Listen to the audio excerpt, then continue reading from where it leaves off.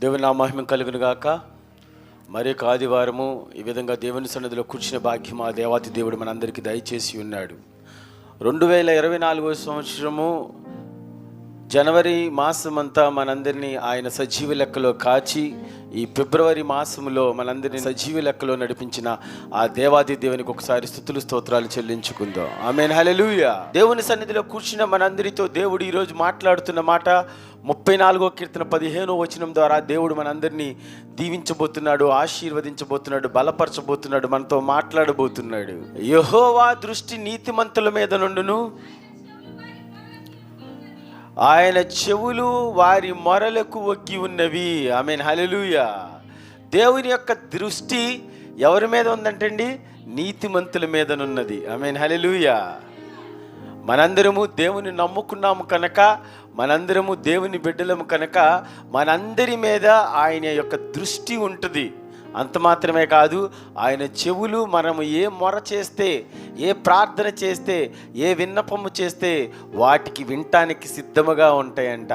ఆయన చెవులు వారి మొరలకు ఒగ్గి ఉన్నవి అని బైబిల్ గ్రంథంలో చాలా స్పష్టంగా భక్తుడు తెలియచేస్తూ ఉన్నాడు కీర్తన ద్వారా. నీతిమంతుల మీదే ఆయన దృష్టి ఉంటుంది. మనందరము దేవుని యొక్క బిడ్డలం కనుక మనము కూడా నీతిమంతులమే. ఆమేన్, హల్లెలూయా.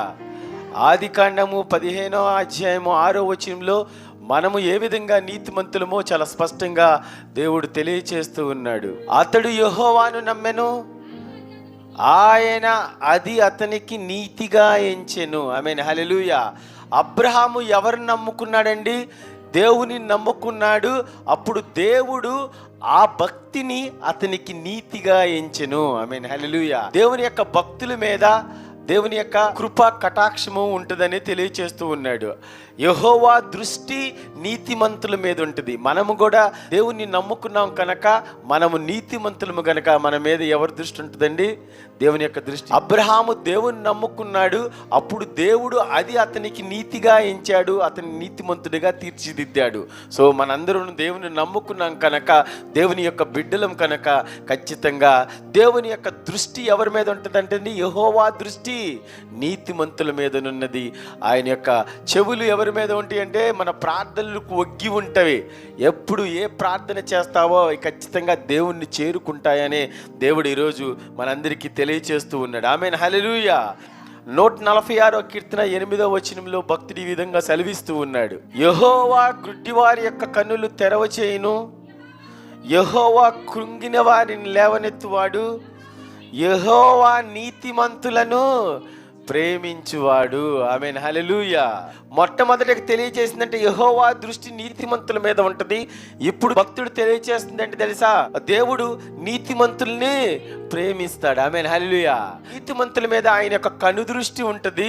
తర్వాత నీతిమంతులను ఆయన ప్రేమిస్తాడు. ఆ పై వచనంలో అయితే యెహోవా గుడ్డివారి కన్నులు తెరవచేయును, యెహోవా కృంగిన వారిని లేవనెత్తువాడు. ఆమేన్, హల్లెలూయా. ఎలాంటి ప్రతికూల పరిస్థితిలో ఉన్నా దేవుడు సహాయం చేస్తాడని ఈరోజు తెలియచేస్తూ ఉన్నాడు. గుడ్డివారికి కనుదృష్టి కలుగజేసే దేవుడు ఆయనే, కృంగిన వారిని లేవనెత్తేవాడు ఆయనే. ఏ ప్రతికూల పరిస్థితిలో ఉండి దేవుని సన్నిధికి వచ్చి కృంగి ఉన్నావో దేవుడు ఈరోజు సెలవిస్తూ ఉన్నాడు, ఇదిగో నేను లేవనెత్తుతా. ఆమేన్ చెప్పు గట్టిగా. ఆమేన్, హల్లెలూయా. ఇదిగో నేను ఖచ్చితంగా లేవనెత్తా, నిన్ను నిలబెడతా, ఒక ఉన్నతమైన స్థితి నీకు ఇస్తా, నీకున్న ప్రతికూల పరిస్థితులన్నీ తీసివేస్తా, నీకున్న ఇరుకులు ఇబ్బందులన్నీ నేను తీసివేస్తా, నీకు నేను సహాయం చేస్తా, నిన్ను నేను లేవనెత్తుతా అని ఈరోజు వాగ్దానం చేస్తూ ఉన్నాడు. నమ్మినట్లయితే ఆమేన్ చెప్పండి. ఆమేన్, హల్లెలూయా. దేవుని యొక్క దృష్టి నీతిమంతుల మీద ఉంటుంది. యెహోవా నీతిమంతులను ప్రేమించున్నాడు. యెహోవా నీతిమంతుల మీద ఆయన కనుదృష్టి ఉంచుతున్నాడు. ఆమేన్, హల్లెలూయా. సామెతలు 3వ అధ్యాయం 33వ వచనం. నీతిమంతుల నివాస స్థలమును ఆయన ఆశీర్వదించును. ఈరోజు దేవుని సన్నిధికి వచ్చిన మనతో దేవుడు మాట్లాడుతున్నాడు. నీతిమంతుల మీద ఆయన కనుదృష్టి ఉంటుంది, నీతిమంతులను ఆయన ప్రేమిస్తాడు, నీతిమంతుల నివాస స్థలమును ఆయన ఆశీర్వదించును. ఆమేన్, హల్లెలూయా. నీతిమంతులకు దేవుడు ఖచ్చితంగా తోడుంటాడనేది ఈరోజు దేవుడు సెలవిస్తూ ఉన్నాడు. నీ మీద కనుదృష్టి ఉంటుంది, నిన్ను ప్రేమిస్తాడు, ఈ యొక్క నివాస స్థలాన్ని, నీ ఇంటిని ఖచ్చితంగా ఆశీర్వదిస్తాడు. ఆమేన్, హల్లెలూయా. అబ్రహాముని ఎప్పుడు చూసినా దేవుడు మాట్లాడుతూ ఉండేవాడు, బలపరుస్తూ ఉండేవాడు, ఆశీర్వదిస్తూ ఉండేవాడు. ఆయనతో మాట్లాడినప్పుడు ఆయనకున్న ప్రేమిని తీర్చివేయటానికి వాగ్దానాలు చేస్తూ ఉండేవాడు. ఆమేన్, హల్లెలూయా. ఆదికాండం 15:5 నీవు ఆకాశం వైపు తేరి చూచి నక్షత్రములను లెక్కించగలవా? నీ చేతనైతే లెక్కించమని చెప్పి నీ సంతానము అలాగునగునని చెప్పాను. ఆమేన్, హల్లెలూయా. అప్పటికి అబ్రహాముకి పిల్లలు లేరు. అలాంటి పరిస్థితుల్లో కూడా దేవుడు ఏం చేస్తున్నాడు తెలుసా? వాగ్దానం చేస్తున్నాడు. నీతిమంతుడు గనక నీతిమంతుల మీద దేవుని యొక్క కనుదృష్టి ఉంటుంది. నీతిమంతులను దేవుడు ప్రేమిస్తాడు. నీతిమంతుల నివాస స్థలాన్ని దేవుడు ఆశీర్వదిస్తాడు, వాగ్దానం చేస్తాడు. ఆమేన్, హల్లెలూయా. అదేవిధంగా అబ్రహాముకి ఏ లోటు ఉన్నా దాన్ని అసలు పట్టించుకున్నట్లు దేవుడు మాట్లాడాడు. నీకు పిల్లలు లేరు కదా, బాధపడక, ఎలాంటి ఏం చెప్పలేదు. ఖచ్చితంగా సంతానాన్ని ఆకాశ నక్షత్రం వలె చేస్తానని చెప్పాడు. ఆమేన్, హల్లెలూయా. నిరూపించడానికి దేవుడు ఏం చేశాడంటే అబ్రహాము చేయి పట్టుకుని బయటికి తీసుకొచ్చి ఆకాశం వైపు చూపించి ఉన్నాడు. ఆమేన్, హల్లెలూయా. అదే విధంగా ఆ వాగ్దానము కొన్ని వందల సంవత్సరాల తర్వాత అయినా ఆకాశ నక్షత్రముల వలె అబ్రహాము సంతానం తీర్చిదిద్దబడినదని కూడా మనం చూడగలము. ద్వితీయోపదేశకాండం 1:10 మీ దేవుడైన యెహోవా మిమ్మల్ని విస్తరింపజేసెను గనుక నేడు మీరు ఆకాశ నక్షత్రముల వలె విస్తరించి ఉన్నారు. ఆమేన్, హల్లెలూయా. మోషే ఇక్కడ సెలవిస్తూ ఉన్నాడు, ఇశ్రాయేలీయులందరూ ఏ విధంగా అయిపోయారంటండి?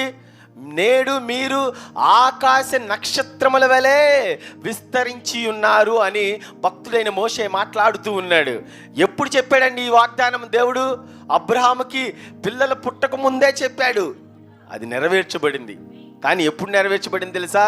400 సంవత్సరాల పైనే టైం తీసుకున్న తర్వాత అయినప్పటికీ దేవుని యొక్క కృప, దేవుడు నీతిమంతుల్ని ప్రేమిస్తాడు. నీతిమంతుల మీద ఆయన కనుదృష్టి ఉంటుంది. నీతిమంతుడి యొక్క నివాస స్థలాన్ని, వాళ్ళ ఇంటిని దేవుడు ఆశీర్వదిస్తాడనే దానికి ఇదే చక్కని ఉదాహరణ. ఆమేన్, హల్లెలూయా. అబ్రహాము నీతిమంతుడు గనక దేవుడు అబ్రహాముని మీద కనుదృష్టి ఉంచాడు, అబ్రహాముని ప్రేమించాడు, అబ్రహాము యొక్క నివాస స్థలాన్ని ఆశీర్వదించాడు. ఏ ఆశీర్వాదం ఇచ్చారంటే, ఇదిగో ఆకాశ నక్షత్రములు ఏ విధంగా ఉన్నావో లెక్కించగలవా? లెక్కిస్తే లెక్కించు, అంతగా నీ సంతానాన్ని అభివృద్ధి చేస్తానన్నాడు. అదే విధంగా మోషే కాలంలో మీరు లెక్కలేని ఆకాశ నక్షత్రం వలె అబ్రహాము యొక్క సంతానము విస్తరించిందని దేవుడు సెలవిస్తూ ఉన్నాడు. అందుకే దేవుని నమ్ముకున్న వారు ఖచ్చితంగా దేవుని సన్నిధికి వచ్చి దేవుని సన్నిధిలో ఎదగబడుతూ ఆయన యొక్క నీడలో ఉంటే, ఆయన యందు భయభక్తులు ఉంటే మనకు ఖచ్చితమైన వాగ్దానాలు దేవుడు ఇస్తాడనే ఈరోజు సెలవిస్తూ ఉన్నాడు. ఆమేన్, హల్లెలూయా. ఎవరైతే ఆయనకు మొరపెడతారో వారికి సహాయం చేస్తాడనే ఈరోజు దేవుడు సెలవిస్తూ ఉన్నాడు. ఇంకొక వాక్యం చూద్దాము. 103:11 భూమి కంటే ఆకాశం ఎంత ఉన్నతముగా ఉన్నదో ఆయనందు భయభక్తులు గల వారి ఎడల ఆయన కృప అంత అధికముగా ఉన్నది. ఆమేన్, హల్లెలూయా. నీతిమంతులు దేవుని యందు భయభక్తులు కలిగిన వారికి దేవుడు ఈ విధంగా సెలవిస్తున్నాడు, ఇదిగో చూడు, భూమి కంటే ఆకాశం ఎంతో ఉన్నతముగా ఉంది, ఎంతో ఎత్తుగా ఉంది. తన యందు భయభక్తులు, తన భక్తుల ఎడల ఆయన కృప అంత ఉన్నతంగా ఉంటుందంట. ఆమేన్, హల్లెలూయా. దేవుని యొక్క కృపా కనికరము ఖచ్చితంగా మనకు తోడు ఉంటుందనే ఈరోజు వాగ్దానం చేస్తూ ఉన్నాడు. ఖచ్చితంగా దేవునికి మనం ప్రార్థన చేయాలి, దేవుని సన్నిధికి రావాలి. అప్పుడు మనకున్న ప్రతికూల పరిస్థితులన్నీ ఆయన చక్కదిస్తాడని తెలియజేస్తూ ఉన్నాడు. కొన్నిసార్లు మనం చేసిన అతిక్రమములు బట్టి, మనం చేసిన చిన్న చిన్న దోషములు బట్టి, పాపములు బట్టి ఏం చేస్తూ ఉంటామంటే మనం దేవునికి దూరం అయిపోతూ ఉంటాం, దేవుని సన్నిధి విడిచిపెట్టేస్తూ ఉంటాం, సహవాసాన్ని విడిచిపెట్టేస్తూ ఉంటాం, దేవుని ప్రత్యక్షతలోకి రాకుండా ఉంటాము. అలాంటి వాళ్ళు ఖచ్చితంగా ఏం చేయాలి తెలుసా? దేవునికి మొరపెట్టాలి. ఖచ్చితంగా వాళ్ళ యొక్క అతిక్రమాలు దేవుని సన్నిధికి వచ్చి ఒప్పుకున్నాం అనుకో, దేవుడు ఖచ్చితంగా క్షమించి విడిచిపెట్టేస్తాడు. మన దేవుడు కరుణామయుడు, కృపగల దేవుడు కనుక ఖచ్చితంగా ఆయన యొక్క కృప తోడుగా ఉంటుంది. తెలియజేస్తున్నాడు, నీతిమంతుల మీద ఆయన కనుదృష్టి ఉంటుంది, నీతిమంతులు ఆయన ప్రేమిస్తాడు, నీతిమంతుల నివాస స్థలాన్ని ఆయన ఆశీర్వదిస్తాడు. ఇంకా తెలియజేస్తున్నాడు, ఇదిగో నీతిగా ఉన్నావా? భూమి కంటే ఆకాశం ఎంత ఉన్నతంగా ఉన్నదో నా కృప నీ ఎడల అంత ఉన్నతముగా ఉంటుంది. మనం చేసే దోషాలను బట్టి దేవునికి దూరం అయిపోకుండా ఒప్పుకొని విడిచిపెట్టినట్లయితే దేవుడు క్షమిస్తాడు, కరుణిస్తాడు.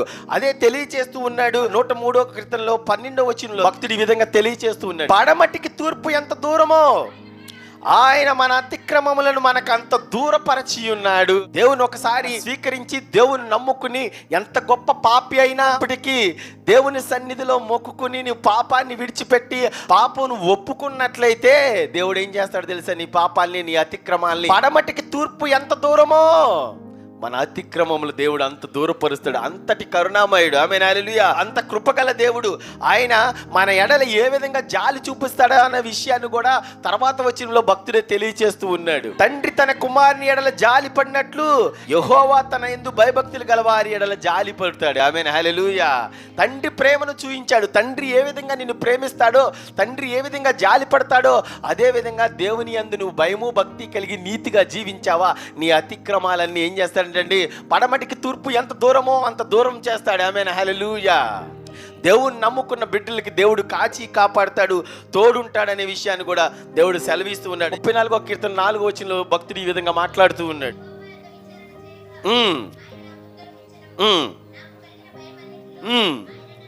ఆమేన్, హల్లెలూయా.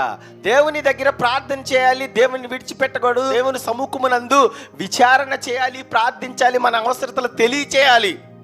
అప్పుడు ఏం చేస్తాడంటే దేవుడు ఉత్తరం ఇస్తాడు. తర్వాత మనకు కలిగిన భయాలన్నీ ఏం చేస్తాడంటండి? ఆయన తప్పిస్తాడు. ఆమేన్, హల్లెలూయా.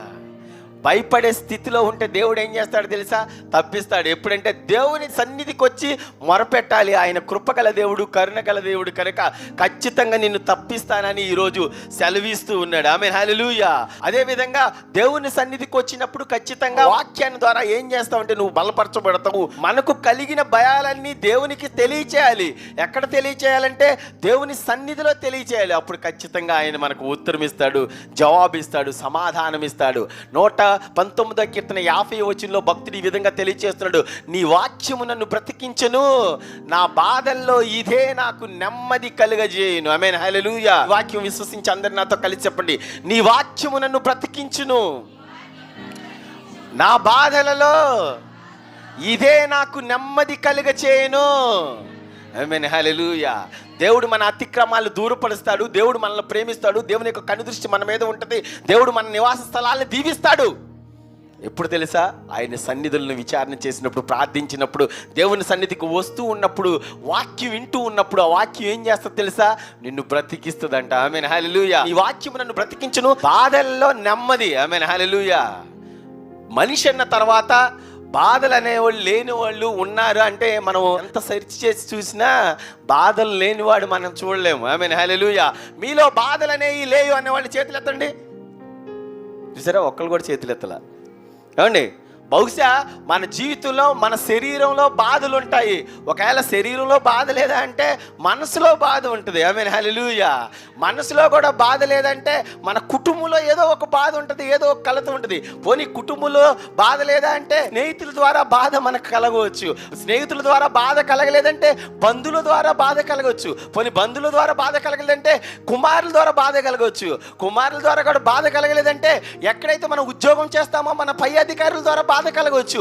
ఈ విధంగా ప్రతి విషయంలోనూ మనిషి బాధపడతాడు అనే ఈరోజు దేవుడు సెలవిస్తూ ఉన్నాడు. అందుకే దేవుడు చక్కని వాగ్దానాన్ని ఈరోజు ఇస్తున్నాడు. ఇదిగో నీ వాక్యమై నన్ను బ్రతికించును, నా బాధల్లో ఇదే నాకు నెమ్మది కలుగజేస్తుంది. దేవుడు అదే సెలవిస్తూ ఉన్నాడు. ఇదిగో బాధలు లేని వాళ్ళు లేరు, కానీ బాధల్లో నెమ్మదిచ్చే దేవుడు మాత్రం ఉన్నాడు. ఆమేన్, హల్లెలూయా. బాధల్లో నెమ్మదిచ్చే దేవుడు నువ్వు నమ్ముకున్నావు కనుక భయపడాల్సిన అవసరం లేదు. నాకు కలిగిన భయాలన్నిటి నుంచి ఆయన ఏం చేస్తాడంటండి? ఆయన మనల్ని తప్పిస్తాడనే ఈరోజు సెలవిస్తూ ఉన్నాడు. కానీ ఏం చేయాలి తెలుసా? దేవుని సన్నిధికి రావాలి, దేవుని సహవాసంలో ఎదగబడాలి, దేవుని వాక్యం వినాలి. బాధలున్నా, ఎలాంటి ఇరుకులున్నా, ఇబ్బందులున్నా నెమ్మది దేవుడు ఇస్తాడు ఆయన వాక్యం ద్వారా. ఆయన వాక్యం మనల్ని ఏం చేస్తుంది తెలుసా? కాచి కాపాడుతుంది. నీ బాధల్లో నెమ్మదిచ్చింది. ఆమేన్, హల్లెలూయా. శాంతిస్తుంది, సమాధానాన్ని ఇస్తుంది, మనకు తోడుంటుంది. ఆమేన్, హల్లెలూయా. అందుకే మత్తయి సువార్త 11వ అధ్యాయము 28వ వచనంలో ప్రభువైన యేసుక్రీస్తు వారు ఈ విధంగా సెలవిస్తూ ఉన్నారు. ప్రయాసపడి భారం మోస్తున్న సమస్త జనులారా నా యొద్దకు రండి, నేను మీకు విశ్రాంతిని కలుగజేస్తాను. బాధల్లో నెమ్మది ఇస్తాడు కనుక యేసయ్య సెలవిస్తున్నాడని సువార్త పరిచర్లో ఉన్నప్పుడు తెలియచేస్తున్నాడు. ఆయన ఎందుకు వచ్చాడో ఈ లోకానికి స్పష్టంగా తెలియచేశాడు. ఇదిగో ప్రయాసపడి భారం మోయించిన సమస్త జనులారా నా దగ్గరికి రండి, నేను మీకు విశ్రాంతిని కలిగజేస్తాను. బాధల్లో నా వాక్యం ఖచ్చితంగా నీకు నెమ్మదిస్తుంది. అదే తెలియచేస్తూ ఉన్నాడు. యేసయ్య నమ్ముకున్న తర్వాత ఖచ్చితంగా నెమ్మది దయచేస్తాడు, సమాధానాన్ని ఇస్తాడు, తోడుంటాడు, సహాయం చేస్తాడు. దేవుణ్ణి పట్టుకున్న తర్వాత విడిచిపెట్టకుండా ఆయన సన్నిధుల్లో నువ్వు వెదిగినట్లయితే దేవుడి యొక్క కృప, కనికరము, ఆయన యొక్క మేలులు చాలా గొప్పగా ఉంటాయనే విషయాన్ని దేవుడు ఈరోజు తెలియజేస్తున్నాడు. ఆ వాక్యాన్ని చూద్దాము. సామెతలు 3:10. అప్పుడు నీ కొట్లలో ధాన్యము సమృద్ధిగా నుండును, నీ గానుగలలో కొత్త ద్రాక్ష పైకి పొరలి పారును. ఆమేన్, హల్లెలూయా. దేవుని యొక్క సన్నిధికి వచ్చినట్లయితే, దేవుని యొక్క సహవాసం ఎదగబడినట్లయితే, దేవుని యందు భయభక్తులు కలిగినట్లయితే, దేవుని విడిచిపెట్టకుండా ఉన్నట్లయితే, నీతిగా జీవించినట్లయితే, అప్పుడు ఏం చేస్తాడండి, నీ కొట్లలో ధాన్యము సమృద్ధిగా ఉంటుంది. ఖచ్చితంగా కావాల్సిన దానికంటే, అవసరమైన దానికంటే ఎక్కువ ఇస్తాననే దేవుడు ఈరోజు సెలవిస్తూ ఉన్నాడు. మన దేవుడు ఎక్కువ ఇచ్చే దేవుడా, తక్కువ ఇచ్చే దేవుడా? సరిపడిన దానికంటే 1000 రెట్లు ఎక్కువ ఇచ్చే దేవుడే. ఆమేన్, హల్లెలూయా. మనకు కావాల్సిన అవసరాల కంటే మిగతా అవసరాలు కూడా తీర్చే దేవుడే. ఆయన నమ్ముకున్న తర్వాత మనకు కావాల్సిన ఆశీర్వాదాల కంటే నీకు అంతకు మించి తుదకు మహాభివృద్ధిని కలిగించే గొప్ప దేవుడే మన దేవుడు. దేవుని యందు భయభక్తులు కలిగి ఉన్నావా? అప్పుడు ఏం చేస్తాడంటే దేవుడు, అప్పుడు నీ కొట్లలో ధాన్యం సమృద్ధి, అంటే నీ ఇంట్లో ఎటువంటి ప్రతికూల పరిస్థితి ఉండదు, సమృద్ధి ఉంటుంది నీ ఇంట్లో. ఆమె చెప్పు గట్టిగా. దేవుని నమ్ముకున్నావు కనుక, నీతిగా జీవిస్తున్నావు కనుక నీ ఇంట్లో సమృద్ధి దేవుడు దయచేయును గాక. ఖచ్చితంగా అదే దేవుడు దయచేస్తాడు. మన దేవుడు అంత గొప్ప దేవుడే. దేవుడు నమ్ముకున్న బిడ్డలను ఆయన విడిచిపెట్టడు. ఒక చిన్న ఉదాహరణ చూపిస్తాను.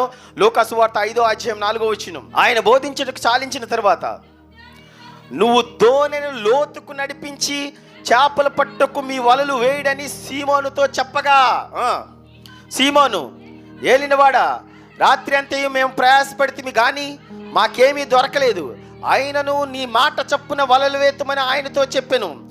వారలాగు చేసి విస్తారమైన చేపలు పట్టిరి, అందుచేత వారి వలలు పిగిలిపోయాను. ఆమేన్, హల్లెలూయా. అది సమృద్ధి. ఆమేన్, హల్లెలూయా. అప్పుడు నీ కొట్లలో ధాన్యము సమృద్ధిగా ఉండును. అంటే మనం ఏ పని చేస్తే ఆ పనిలో సమృద్ధి ఇస్తాడు.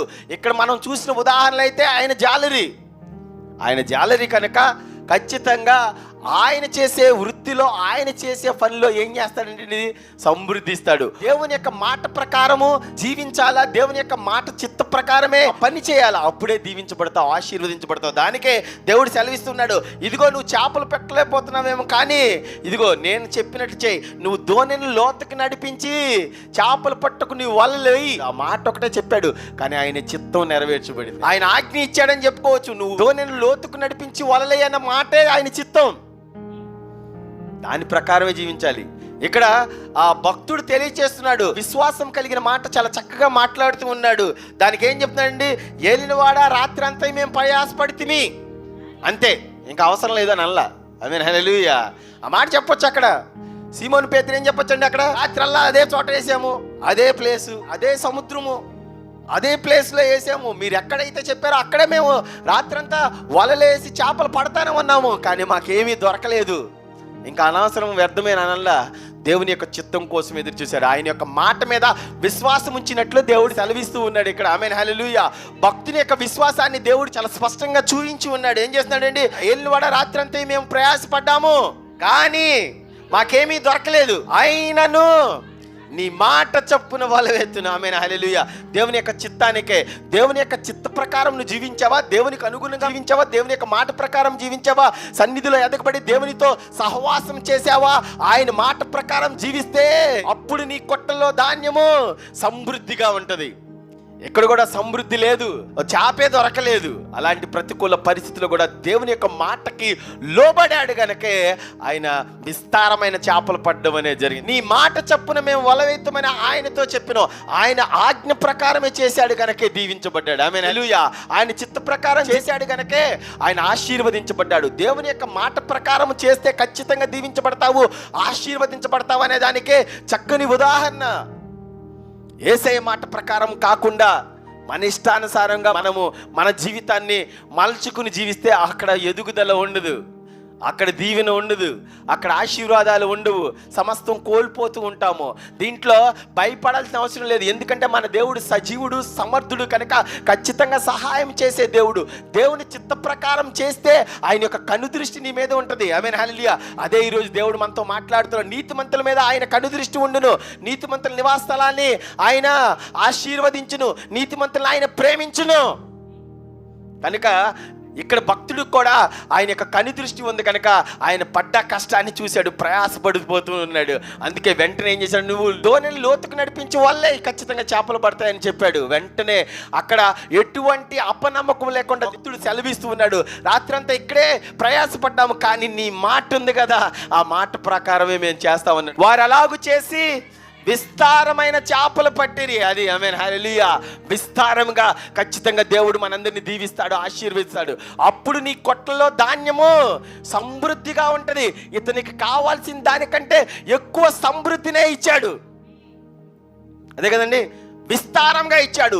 ఈరోజు దేవుని యొక్క చిత్త ప్రకారం, దేవుని యొక్క మాట ప్రకారం, దేవుని యందు భయము భక్తి కలిగి జీవించావా, ఖచ్చితంగా ఇలాంటి సమృద్ధి నీ జీవితంలో ఉంటుంది. ఆమె చెప్పు, ఇలాంటి సమృద్ధి నీ ఇంట్లో కూడా ఉంటుంది. ఆమె చెప్పు గట్టిగా, ఇలాంటి సమృద్ధి నీ కొట్లలో కూడా ఉంటుంది. ఆమె చెప్పు గట్టిగా, ఇలాంటి సమృద్ధి నీ వ్యాపారాల్లో ఉంటుంది. ఆమె చెప్పు గట్టిగా, ఇలాంటి సమృద్ధి నీ కుటుంబంలో ఉంటుంది. ఆమె చెప్పు గట్టిగా, ఇలాంటి సమృద్ధి ఖచ్చితంగా నీకు తోడుగా ఉంటుందని ఈరోజు వాగ్దానం చేస్తూ ఉన్నాడు దేవుడు.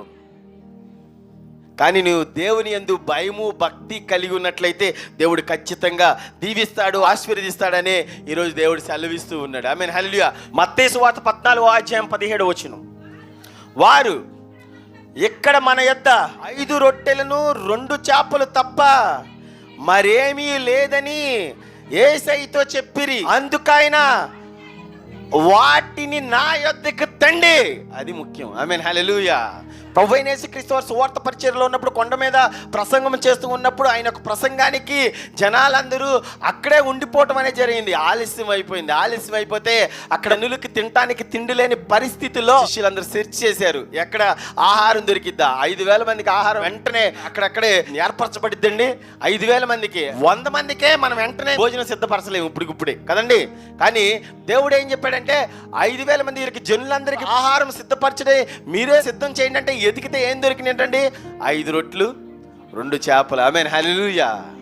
5 రొట్టెలు 2 చేపలే ఉన్నాయి అనగానే ప్రభువైన యేసుక్రీస్తు వారు సరిపోగానే ఇంకేమైనా ఎతకండి అని అన్నారంటారా? అని అల్లా, వాటిని నా యొద్దకు తీసుకురండి. అది ఆమేన్, హల్లెలూయా. నీకున్న సమస్తాన్ని దేవుని చెంతకు తీసుకెళ్ళాలి, నీకున్న ప్రతికూల పరిస్థితులు దేవుని చెంతకు తీసుకెళ్ళాలి, నీకున్న సమస్యలు దేవుని చెంతకు తీసుకెళ్ళాలి, వాటిని యేసయ్య దగ్గరికి తీసుకెళ్ళాలి. అప్పుడే దీవించబడతావు. ఆమేన్ చెప్పు గట్టిగా, అప్పుడే ఆశీర్వదించబడతావు. నీకున్న సమస్యలు ఇంటి దగ్గర ఉండి బాధపడిపోయి నువ్వు ప్రార్థన చేసుకుని దేవుని సన్నిధికి దూరం అయిపోయి ప్రార్థన ఇంటికాడి చేసినంత మాత్రమే యేసయ్య చెంతకు చేరదు. వాటిని నా యొద్దకు తీసుకురండి అని దేవుడు సెలవిచ్చాడు. వాటిని నా యొద్దకు తీసుకురండి అని చెప్పాడు. ప్రభువు దగ్గరికి మనం వెళ్ళాలా, యేసయ్య సన్నిధికి మనం వెళ్ళాలా. మనకున్న ప్రతికూల పరిస్థితులన్నీ దేవుని సన్నిధిలో విన్నవించుకోవాలా. నీకు ఏ అవసరత ఉన్నా ఆ అవసరత ఏం చేయాలో తెలుసా, దేవుని చెంతకు తీసుకురావాలి. ఆమేన్, హల్లెలూయా. నీకున్న సమస్యలు దేవుని చెంతకు తీసుకురావాలి, దేవుని సన్నిధికి తీసుకురావాలి. నీకున్న ఇరుకులు దేవుని సన్నిధికి తీసుకోవాలి, నీకున్న ఇబ్బందులు దేవుని సన్నిధికి తీసుకురావాలి, నీకున్న ప్రతికూల పరిస్థితులన్నీ దేవుని సన్నిధికి తీసుకురావాలి. ఏ అవసరత ఉన్నా నువ్వు దేవుని సన్నిధికి తీసుకురావాలి. వాటిని నా యొద్దకు తీసుకురండి అని ప్రభు వారే తెలియజేశారు. తీసుకెళ్ళినప్పుడే ఏం జరిగిందో తెలుసా, అద్భుతం జరిగింది. తీసుకెళ్ళినప్పుడే ఆశ్చర్యకార్యం జరిగింది. తీసుకెళ్ళినప్పుడే దీవెన చూడగలిగారు. తీసుకెళ్ళినప్పుడే ఆశీర్వదించారు దేవుడు. ఈరోజు కూడా దేవుడు సెలవిస్తూ ఉన్నాడు, నీకున్న సమస్య నా చెంతకు తీసుకురా అని దేవుడు నీతో మాట్లాడుతూ ఉన్నాడు. నీకున్న సమస్య నా సన్నిధికి తీసుకురా అని దేవుడు నీతో మాట్లాడుతూ ఉన్నాడు. నీకున్న అవసరత నా సన్నిధికి నువ్వు తీసుకురా అని దేవుడు నీతో సెలవిస్తూ ఉన్నాడు. నీకున్న అవసరత ఏదైతే ఉందో అది దేవుని సన్నిధిలో నువ్వు ఒప్పుకోవాలా, దేవునికి తెలియచేయాలా, దేవునికి ప్రార్థన చేయాలా, దేవునికి విన్నవించుకోవాలా, దేవునికి నీకున్న సమస్త అవసరాలు తెలియచేయాలి, ఏడవాలి, మూల్గాలి, దేవుని సన్నిధిలో అంగలార్చాలి, విజ్ఞాపన చేయాలి. అప్పుడు ఖచ్చితంగా దీవించబడతామని యేసయ్య ఈ రోజు నీకు సెలవిస్తూ ఉన్నాడు. ఈరోజు సెలవిస్తూ ఉన్నాడు. దేవుడు ఏం చేస్తున్నాడు, వాటిని నా దగ్గరికి తీసుకురండి.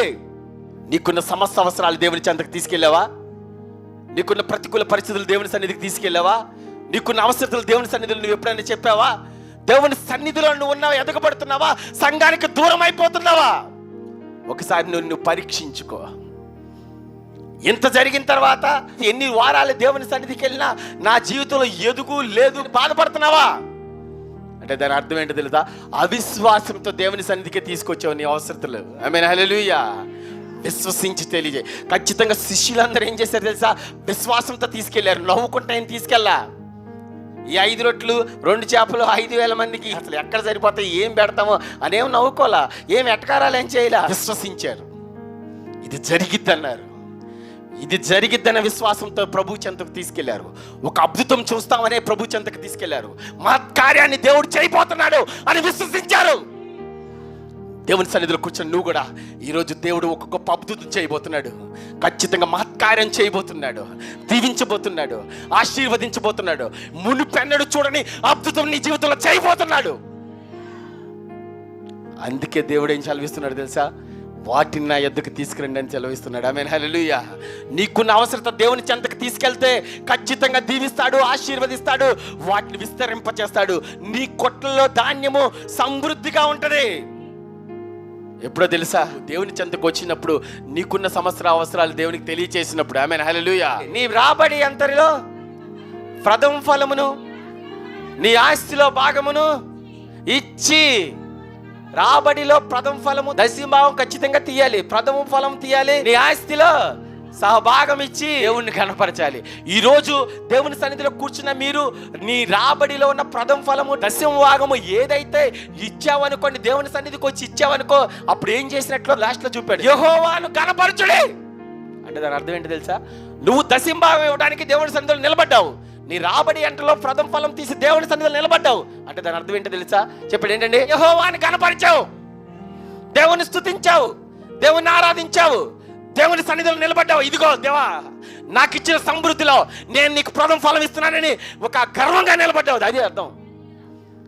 అలా చేస్తే ఏంటంటే దేవునికి యెహోవాను గణపరిచినట్లు. ఆమేన్, హల్లెలూయా. దేవునికి ఇస్తే యెహోవాను గణపరిచినట్లు. నీ రాబడి అంతలో ప్రథమ ఫలం దేవునికి ఇస్తే యేసయ్యను గణపరిచినట్లు, యేసయ్యను గొప్ప చేసినట్లు. నీ ఆస్తిలో భాగం ఇచ్చి యెహోవాను గణపరచు. ఆ వాక్యం నేను చెప్పాను అనుకోండి, ఒక్కడు కూడా ఇక్కడ కనపడరు.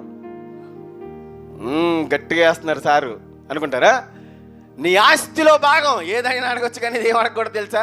ఆస్తిలో భాగం అడిగితే ఇక దేవుని సన్నిధికి వస్తాలో ఉండవు. రాబడిలో అంతట్లో ప్రథమ ఫలం ఇవ్వటమే చాలా కష్టం. దేవుడు ఏం చెప్తాడు తెలుసా? ఆస్తిలో భాగం అడుగుతుంది. అలాగా దేవుడు ఇచ్చిన వాళ్ళని ఖచ్చితంగా దీవిస్తాడు, ఆశీర్వదిస్తాడు. ఆస్తిలో కూడా భాగం ఇచ్చిన వాళ్ళు లేరంటారా? ఉన్నారు. ఆమేన్, హల్లెలూయా. రాబడి అంతట్లో ప్రథమ ఫలము నీ ఆస్తిలో భాగము దేవునికిచ్చి యెహోవాను గణపరచుము. ఆమె గణపరిచింది. ఉండరనుకుంటున్నారా? ఉంటారండి. ఆస్తిలో భాగం ఇచ్చే వాళ్ళు కూడా ఉంటారు, కానీ కోకొల్లరు కనిపించరు, కానీ అక్కడక్కడ ఖచ్చితంగా కనిపిస్తారు. వాళ్ళు దీవించబడినట్లు, ఆశీర్వదించబడినట్లు, గొప్ప చేయబడినట్లే చూడగలం. ఆమేన్, హల్లెలూయా. అప్పుడు నీ కొట్లలో ధాన్యము సమృద్ధిగా ఉంటది. దేవుడు దీవిస్తాడు, ఆశీర్వదిస్తాడని దేవుడు ఈరోజు సెలవిస్తూ ఉన్నాడు. ఆమేన్, హల్లెలూయా. వాటిని నా యొద్దకు తీసుకురండి అని ప్రభు వారు సెలవిస్తూ ఉన్నారు. తీసుకొస్తే దేవుడు చేసే అద్భుతము, మన కంటికి కనిపించని అద్భుతం ఒకసారి చదువుదాం. ఆ 5 రొట్టెలను 2 చేపలను పట్టుకొని ఆకాశం వైపు చూసి ఆశీర్వదించి ఆ రొట్టెలను విరిచి శిష్యులకిచ్చెను. శిష్యులు జనులకు వడ్డించిరి. వారందరూ తిని తృప్తి పొందిన తర్వాత మిగిలిన మొక్కలు 12 గంపలు, గట్టిగా చప్పట్లు కొట్టాలి, 12 గంపలాయను. ఆమేన్, హల్లెలూయా. అది దేవుడు చేసే అద్భుతము, మహా అద్భుతము. దేవుడు చేసిన ఆశ్చర్య కార్యాన్ని మనం చూడగలమంటే దేవుని సన్నిధిలో ఏం చేయాలి తెలుసా? వాటిని దేవుని సన్నిధికి తీసుకెళ్ళాలి. మనకున్న ప్రతికూల పరిస్థితులు, మనకున్న అవసరాలు, మనకున్న ఇరుకులు, మనకున్న ఇబ్బందులు దేవుని సన్నిధికి వచ్చి దేవునికి తెలియచేసావా, ఖచ్చితంగా అవి ఊహించని ఆశ్చర్య కార్యం నీ జీవితంలో జరిగిద్దనే దేవుడు సెలవిస్తున్న 2 చేతులు ఎత్తు. దేవుని సన్నిధిలో ఉన్నావు కదా, దేవుని వాక్యం విన్నావు కదా, ఖచ్చితంగా ఈరోజు దేవుడు సెలవిస్తూ ఉన్నాడు. నీతిమంతుల మీద ఆయన కనుదృష్టి ఉంటుంది. నీతిమంతులు ఆయన ప్రేమించును. నీతిమంతుల యొక్క నివాస స్థలాన్ని ఆయన దీవిస్తాడు. మనకున్న సమస్త అవసరాలు దేవునికి తెలియచేయాలి. దేవుని సన్నిధిలో మనం వెళ్ళాలా? దేవుని చెంతకు తీసుకెళ్ళాలా, దేవుని సన్నిధిలో నీకున్న ప్రతికూల పరిస్థితులు తెలియజేయాలా. ఖచ్చితంగా అప్పుడు దేవునికి తెలియచేసినట్లయితే 5 రొట్టెలు 2 చేపలు ఎంత అద్భుతమో. సీమోను పేతురు మునిపెన్నడు చూడండి విస్తారణమైన చేపలు ఏ విధంగా పట్టాడో అలాంటి విస్తారణ దీవెన నీకు దేవుడు దయచేస్తాడు. నిన్ను విస్తరింపజేస్తాడు. నీకున్న అవసరతలు దేవుడు తెలియచేస్తాడు. దేవుడు ఖచ్చితంగా దీవిస్తాడు, ఆశీర్వదిస్తాడని ఈరోజు తెలియచేస్తున్నాడు. నీకున్న సమస్త అవసరాలు దేవునికి తెలియచేయి. దేవునికి తెలియచేయి. దేవునికి చెప్పు, దేవా నా జీవితంలో ఈ అవసరం ఉంది, నా జీవితంలో ఈ ఇరుకు ఉంది, నా జీవితంలో ఈ కష్టాలు ఉన్నాయి, నా జీవితంలో ఈ కన్నీళ్ళు ఉన్నాయి. ఇదిగో ప్రభువా నా కుటుంబం ఖచ్చితంగా కట్టుబడాలి, ముక్కలు అయిపోవటం నీకు ఇష్టం లేదు ప్రభువా. ప్రార్థన చేయి, దేవునికి తెలియచే.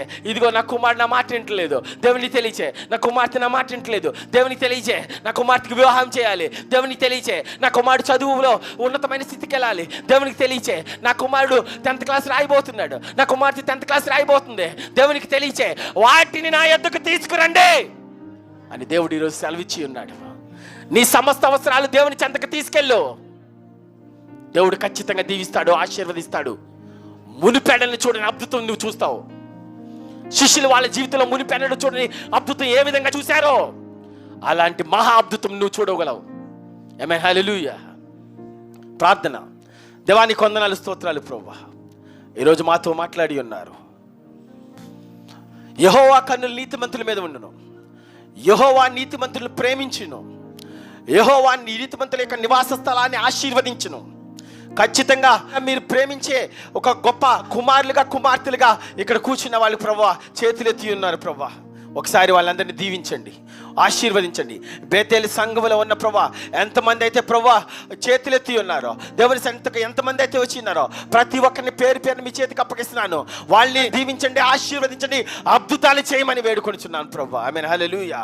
అదేవిధంగా 5 రొట్టెలు 2 చేపలు ఎప్పుడైతే ఉన్నాయని తెలిసారో మీరే మాట్లాడినారు, వాటిని నా యొద్దకు తీసుకురండి అని సెలవిచ్చి ఉన్నారు ప్రభా. ఇదిగో మా సమస్త అవసరాలు, ఇదిగో కూర్చున్న ప్రతి ఒక్కరు వారి సమస్త అవసరాలు మీ చెంతకు తీసుకెళ్లారు ప్రభా. మీ చెంతకు తీసుకొచ్చారు. వాళ్ళు తెలియజేస్తారు, దేవా నాకు గర్భఫలం లేదు, నా కుమార్తె గర్భఫలం లేదు అని తెలియజేస్తారు ప్రభా. ఖచ్చితంగా దీవించండి, ఆశీర్వదించండి, గొప్ప కార్యాన్ని వాళ్ళ జీవితంలో చేయమని అనుకుంటున్నాను ప్రభా. అదేవిధంగా అనేక కుటుంబాలు అప్పుల భారంలో ఉన్న ప్రభా ప్రార్థన చేస్తున్నారు. దేవా మా అప్పుల భారాన్ని తీర్చండి అని ప్రార్థన చేస్తున్నారు ప్రభా. ఖచ్చితంగా ఒక మార్గాన్ని వాళ్ళకి చూడమని వేడుకొనిచున్నాం ప్రభా. అనేక మంది ప్రభా ఇల్లు కట్టుకుందామని ప్రభా ధన సహాయం లేకుండా బాధపడుతూ ఉన్నారు ప్రభా. మీ చేతికి అప్పగిస్తున్నాను ప్రభా. ఖచ్చితంగా సహాయం చేయమని వేడుకుంటున్నాం. అనేక మంది ఆరోగ్యం ప్రభా అనారోగ్యంతో బాధపడుతున్నారు ప్రభా. వాళ్ళందరినీ మీ చేతికి అప్పగిస్తున్నాం ప్రభా. ఆరోగ్యాన్ని ఐశ్వర్యాన్ని దయచేయండి ప్రభా. ఆశీర్వాదాలు ఐశ్వర్యాలు అందరికీ దయచేయమని రానున్న యేసయ్య నామమున అడిగి వేడుకుంటున్నాం తండ్రి.